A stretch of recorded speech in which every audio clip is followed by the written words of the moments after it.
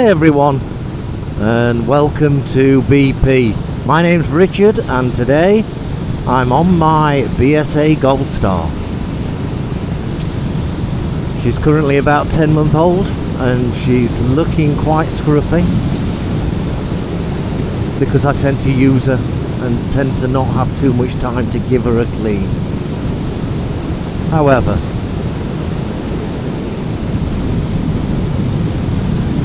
YouTube is a really interesting environment for people to give their opinions, and I see the motorcycle fraternity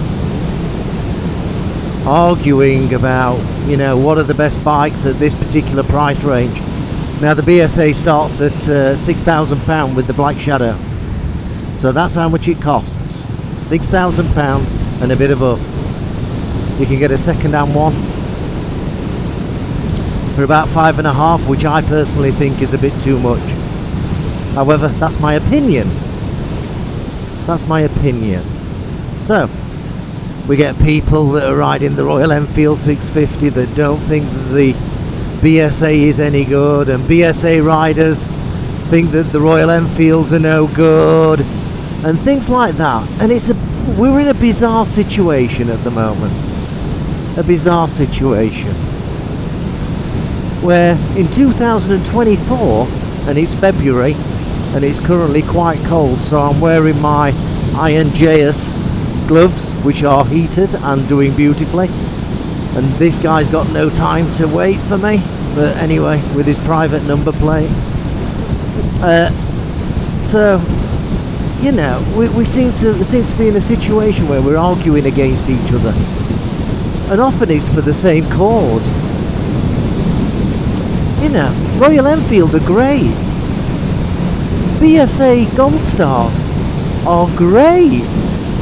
It's just, what do you want to ride? Now, the difference between the Royal Enfield range, and not necessarily the classics, but all the other stuff, which are great, yes,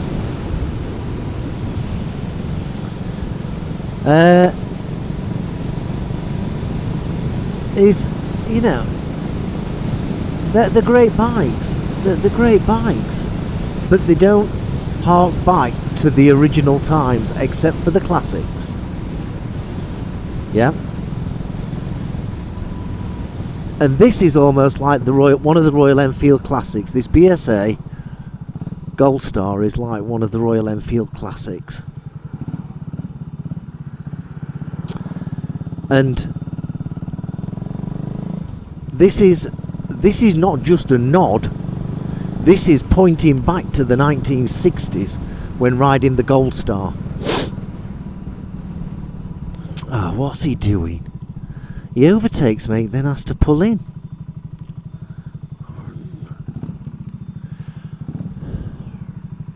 I don't know. It is what it is.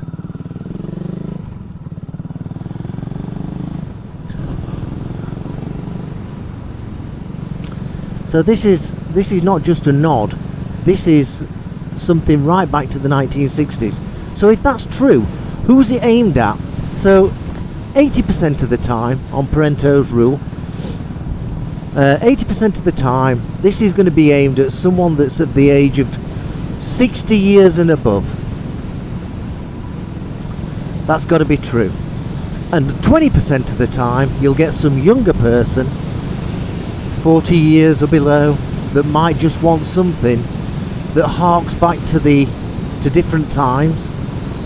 Maybe his father, or his mother, or her father, let's get it all right, had a BSA in the past, or maybe they've got a BSA in the garage that is from 1960. So if you want to go back to that period in time, to the 1960s, then this is a great place to be. The BSA handles wonderfully, the brakes are great, the engine's got lots and lots of torque, and as the Missenden Flyer said, it's more spirited, and I'm paraphrasing here, it's more spirited than the Interceptor.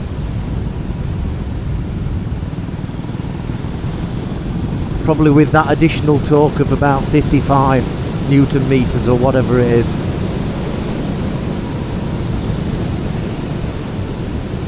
Look at all the rubbish on the road. Wow. So if you really want to go back to the 1960s, I think the BSA 650 is a great option. It's an absolute great option. She rides beautifully, she's light enough, she does 70 miles to the gallon if that's important to you. And she's a lovely bike. Right, let's pull in somewhere and have a look around her. Okie dokie, here we are in front of the BSA. Now if you're thinking about getting a Gold Star, just go out and go and get one. The second-hand market currently, they're looking about 5,500, but really, if it was 5,500 for a second-hand bike, you may as well go and get the entry model, which is no different to the top model, really. And the entry model costs 6,000 new. So, you know, just a thought.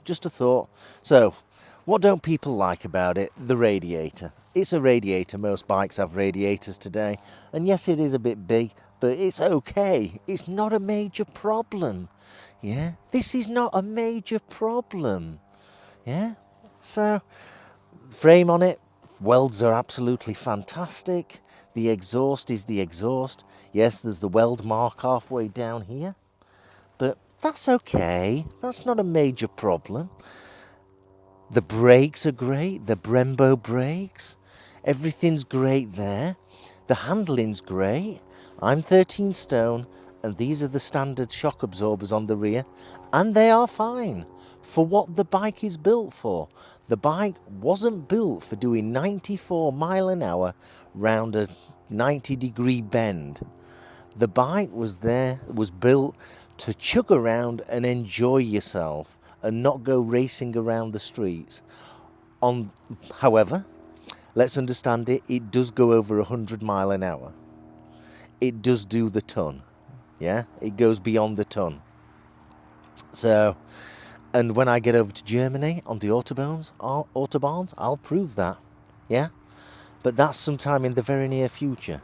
The tyres are great. They're okay for the kind of riding that you expect to do on this particular bike.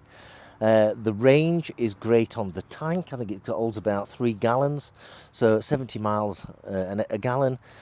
You're looking at 210, so really 180, and then you fill up. So that's a great thing. There's a couple of additions on this bike. There's the quad lock holder, which works fine, and the heated grips. I've put the Oxford heated grips on it because I ride my bikes through winter. I appreciate that some of you don't ride your bikes through winter, and that's okay. That truly is okay. The clocks are just fine. They go in the same direction as every other clock, but they start at a different point. And that nods bike straight back to the 1960s with the ton-up boys down in London. Yeah, that's absolutely fine. The engine, whilst it's a single, is as smooth as butter. It really is. It's a lovely engine. It's not one of these where you've got to have it at 3,500 RPM. To get it rolling, or it chugs and bounces and all that. It's not like that. It's really well balanced. Rotax, who were a partner in developing the engine, have done a really good job. And if you can't trust Rotax and they create aircraft engines, who else can you trust? So I think this engine is going to be absolutely bomb-proof. But just to support that, BSA give the bike a 4-year warranty. 4 years. That's a lot of warranty. That is a lot of warranty. A 4-year warranty. There we go. And it's a bike for £6,000. Don't start comparing this to the Triumph Bonneville at 9,000. The Triumph Speed Twin, which is £9,000. That's a completely different category. Completely different category. This is in the range where we're looking at Royal Enfield and BSA and a couple of other manufacturers, that maybe CF Moto or something like that. Yeah, we're looking at that. Some people will say, is 47 horsepower, 45 horsepower enough? It's more than enough. It's more than enough. This will cruise all day on the motorways at 75 mile an hour, if not 80. Yeah, it'll cruise all day at that speed, which is, generally speaking, what 90% of riders would do. Yeah, you won't be racing this particular bike all round the hills of the Yorkshire Dales and that. It's not that kind of bike. If you want to race, then you go and get a GSX-R 600, and a GSX-R 600 is wonderful for what they do. Yeah. So these are the things that you need to think about. So if you've got some £6,000 spare and you're thinking about getting a motorbike, go and ride one of these from your local dealer. Yeah? Go and ride one and make sure that it's the right bike for you, or certainly compare it to another bike. If you're looking on the second-hand market, go and have a look at the second-hand bikes and double check it. Yeah? Some of the dealers will be selling them they're selling them for £5,500 at the moment. But let's wave to this lady. They're all looking at me with the camera. There we are. So if you've got £5,500 and you want to buy a second-hand bike, I'm not sure why you'd do that. I mean, you know, I've always said as soon as you buy a motor car or a bike, you take the first 20% hit. And 20% off, let's say £6,500 is 650 times 2, which is £1,300. £1,300 off that, we're talking £5,100. Yeah, and that's assuming it's got 0 miles, but that's my opinion. And from most other countries work that way. It's only the UK and maybe another country that doesn't work that way, which is a bit bizarre, hence why second-hand vehicles are very expensive in the UK, or overpriced, as I would say. But if you're looking for a bike like this, and it's the kind of bike that you're looking for, then I don't think you can go far wrong. Go and try an Interceptor, Royal Enfield Interceptor. Go and try a BSA Gold Star.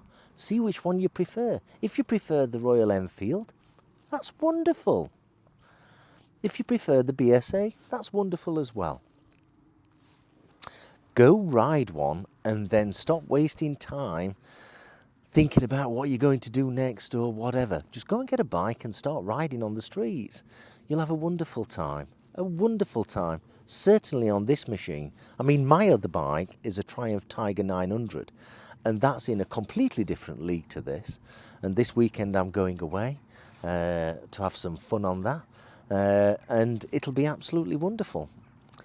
But the Tiger is a completely different bike, and that's why they cost £13,000. Yeah, this costs £6,000. Actually, second hand, I bought this in the midst of winter for £4,999, and it was only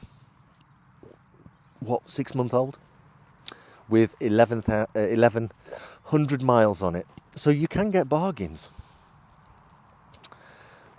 I'm 13 stone. This suspension is absolutely fine. I suppose if you're 18 stone, you're going to have to upgrade it. Yeah.